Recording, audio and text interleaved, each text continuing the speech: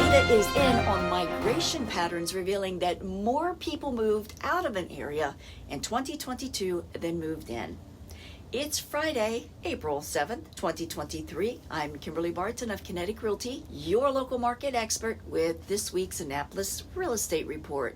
Subscribe to stay updated on our local market. Small towns gained as cities lost Maryland residents. Annapolis did benefit from metropolitan residents moving from the greater Washington, D.C. and surrounding metropolitan areas to be in the smaller town of Annapolis.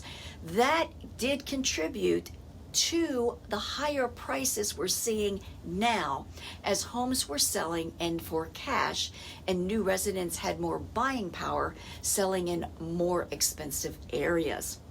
Outlying rural areas such as the Eastern Shore benefited greatly as more home for the money could be had.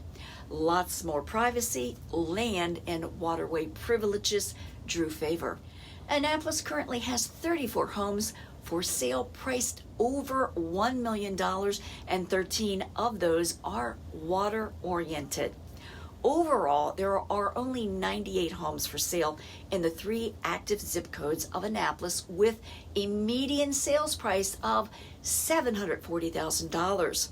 21401 has 39 for sale with 13 going to contract over the past week. 21403 has 44 for sale as 15 went to contract, and 21409 has 15 for sale while 4 went to contract since last week.